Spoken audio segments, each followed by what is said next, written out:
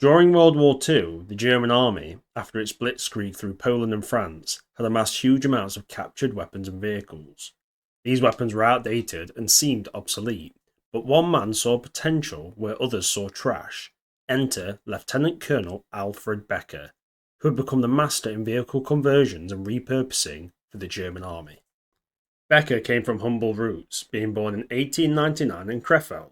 At the age of 15, he volunteered to serve in World War One and ended up in the artillery, eventually rising to become an officer. His experience in World War One is most likely where his love for engineering and his view for how vehicles and the mobilisation of weapons was the future of warfare. He also was awarded the Iron Cross for his actions at Verdun and again at Cambrai. He was injured in the gas attack, and from what I've read, he was a respected and efficient officer. After the war, Becker studied at university and earned a doctorate in mechanical engineering. After this, he worked as a designer in the textile industry and was a co-owner of the company Volkmann and Company in Krefeld. He also formed a small manufacturing firm, Alfred Becker AG of Bielefeld. This part of his life would be very important on his actions during World War II, as he was learning how to build and manage industry, which would be key in his conversion operations. Then World War II arrived, and Alfred Becker was called up in the third wave of mobilisation. He was placed in the 227th Infantry Division in the 15th Artillery Regiment under the command of Lieutenant Colonel Edgar Futtinger. Becker rapidly rose through the ranks to captain, most likely due to his experience from World War One, making him a veteran officer, and was soon made a battery chief of Battery No. 12. And when Germany invaded Poland, the 227th Infantry Division was on the Western Front with the 5th Army, affording border protection in the Eifel region near Belgium, a very safe and uneventful time for his men, for now. Come December 1939, Becker's division was reassigned and became part of Army Group B, under the command of General Field Marshal Feder von Brock, in preparation for Felgib, which was the invasion of France. On May 10, 1940, the 227th Infantry Division, as part of the German 18th Army, launched its offensive into the Netherlands and Belgium. Captain Alfred Becker's artillery battery played a key role, providing fire support as the division advanced through the Dutch towns of Enschede and Deventer. At this time, all the guns in Becker's regiment were still drawn by horse-drawn limbers and caissons, which was standard practice for an infantry division in the Heer, which is the German army. Upon reaching the heavily fortified Greb line, the division encountered stiff resistance, resulting in a 3-day standoff. On May 13th, the German assault, heavily supported by artillery fire from Becker's unit, failed to break through the Dutch defences. However, under the cover of darkness that night, the Dutch forces strategically withdrew. The following morning, when the 227th resumed its attack, they found the Greb line position abandoned. With the Dutch defences faltering, Becker and the 227th Division crossed the Lelle River, pressing forward in their advance. The division captured Amersfoort shortly before the Dutch forces officially surrendered on May 19, 1940. While stationed in Amersfoort, Alfred Becker came across the abandoned motor transport of a well-equipped Dutch artillery regiment. Among the abandoned equipment was a large number of heavy vehicles that Becker immediately recognised as highly useful. His artillery battery traditionally relied on 126 horses to pull their guns, which limited their mobility. Seeing an opportunity, Becker decided to replace the horses with Brossel TAL artillery lorries, large-wheeled trucks that could easily handle the heavy artillery pieces. Additionally, Becker commanded captured Belgian trucks to motorise the transports of his division's reconnaissance battalion, significantly enhancing the unit's mobility. By leaving behind the traditional horse-drawn limbers and replacing them with motorised transport, Becker transformed his unit into a more agile force, capable of keeping pace with the division's rapidly advancing front line. The abandoned limbers were later transported by rail to France, but the motorised transports allowed Becker's battery to stay at the forefront of the division's operations, drastically improving its effectiveness in fast-moving assault campaigns. Following Germany's victory in France in July 1940, the 227th Infantry Division, including Alfred Becker's unit, was assigned to occupation and coastal defence duties near Le Havre. While there, Becker discovered numerous abandoned British Mark IV light tanks and personnel carriers, which inspired him to motorise his artillery by converting these tanks into self-propelled artillery. The Mark IV's design, with its motor, transmission and drive wheels positioned at the front of the chassis, left the rear space free for mounting artillery guns. Becker removed the tank's superstructure and turret, replacing them with a 10.5cm howitzer. To stabilise the lightweight chassis during firing, he added a lower rear sprung to absorb recoil. Using connections with the German industry in his hometown of Krefeld, Becker secured 20mm armour plate to protect the crews whilst using these vehicles. Working day and night with his batterymen, of whom were skilled metalworkers from the Krefeld area, Becker and his team motorised 12 of the division's 10.5cm howitzers, creating the 10.5cm LEFH-16 Gesuchwagen Mark IV 736E. He also converted 6 larger vehicles to carry 15cm howitzers and built additional munitions carriers and command tanks from the Mark IVs and Bren gun carriers. This transformation created the first German battery of self-propelled artillery, a significant innovation that contributed to the future development of tank artillery. The battery's first test was conducted at Havelaar, near Le Havre, followed by further trials at Beverloo in Belgium. For his ingenuity, Becker was awarded the German Cross in gold. In June 1941, following the launch of Operation Barbarossa, the invasion of the Soviet Union, Becker and his division were transferred to Army Group North on the Eastern Front. Becker's unit became the only infantry division in the area equipped with a motorised artillery battery. His self-propelled guns proved invaluable during the siege of Leningrad, as their mobility allowed them to act as a fire brigade, rapidly reinforcing areas under heavy Soviet attack. As the campaign progressed, the German infantry struggled against Soviet tanks, particularly since the standard 3.7cm Pak 36 lacked the power to penetrate the Soviet armour. Becker was recalled from the front in late 1941 to collaborate with Alket Company on mobilising the more powerful 7.5cm Pak 40 anti-tank gun. After experimenting with various vehicles, they selected the reliable French Lorraine Schlepper tractor as a platform. In May 1942, Becker successfully demonstrated the new Marder 1 tank destroyer, which mounted a Pak 40 on the Lorraine chassis. Production was quickly approved, and this vehicle was used to enhance German anti-tank capabilities all across the fronts. Becker's designs caught the attention of high command, and in September 1942 he personally demonstrated one of his self-propelled guns to Adolf Hitler at the Reich Chancellery. Impressed by Becker's work, the German Army High Command had ordered him to return to France and inventory all remaining British and French armoured vehicles for conversion into self-propelled guns or support vehicles.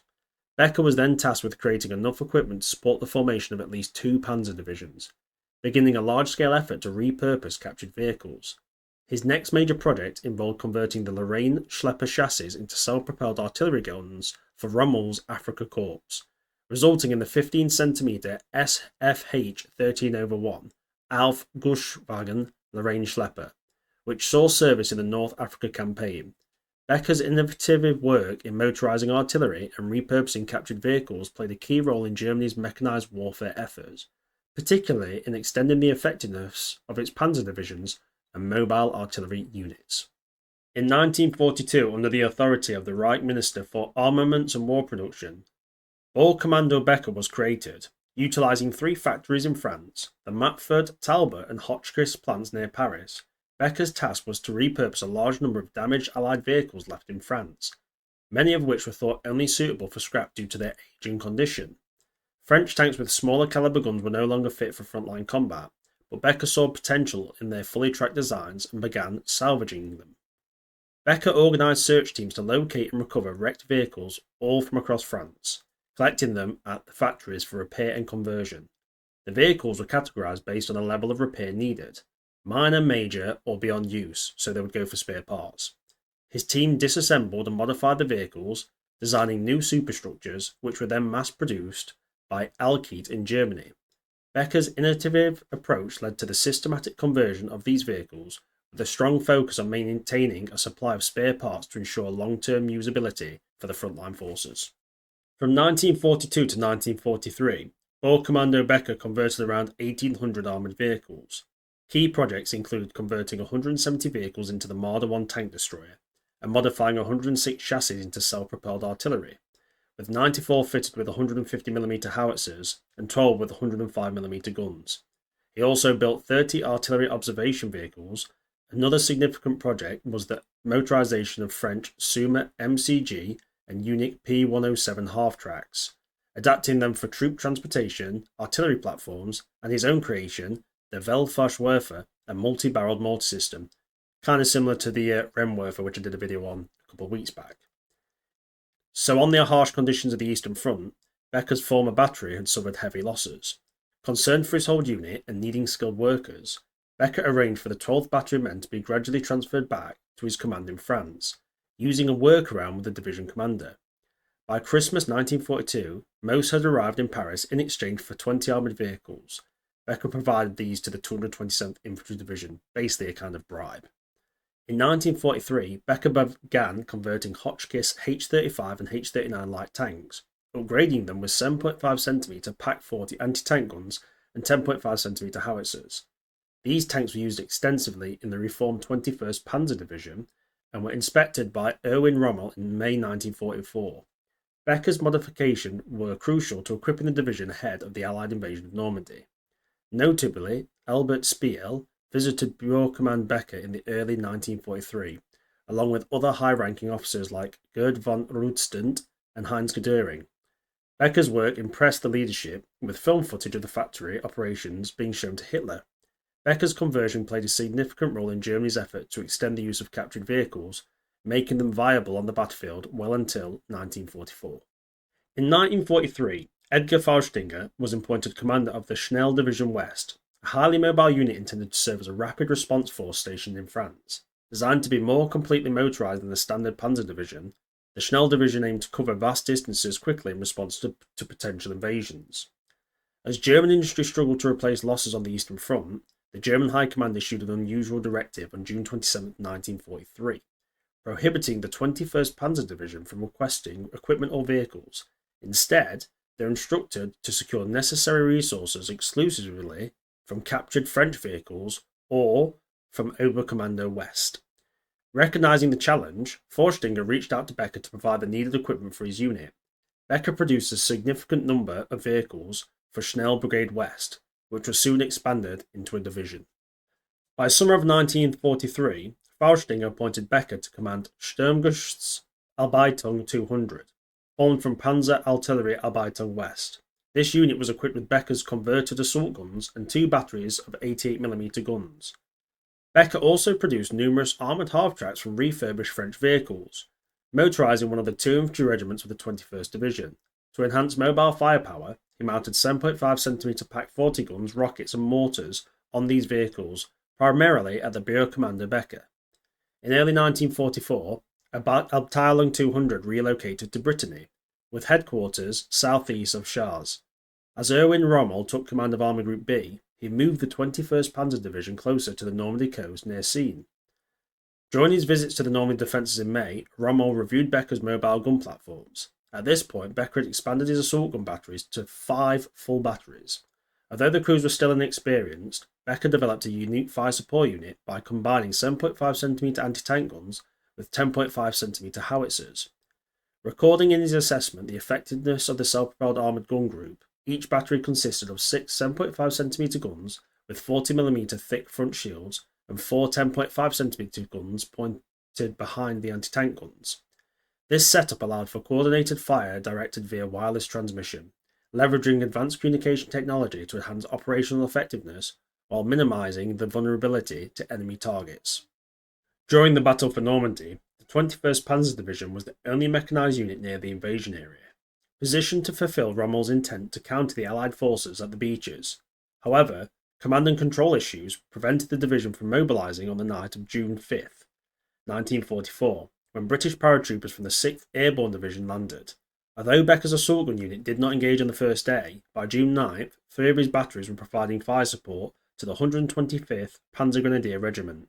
Utilising effective 105mm howitzers and the 75mm Pak-40 guns, they are often mistaken for larger 80mm weapons. After weeks of limited gains, General Bernard Montgomery initiated Operation Goodwood to break the Normandy stalemate, focusing on attacking German defences.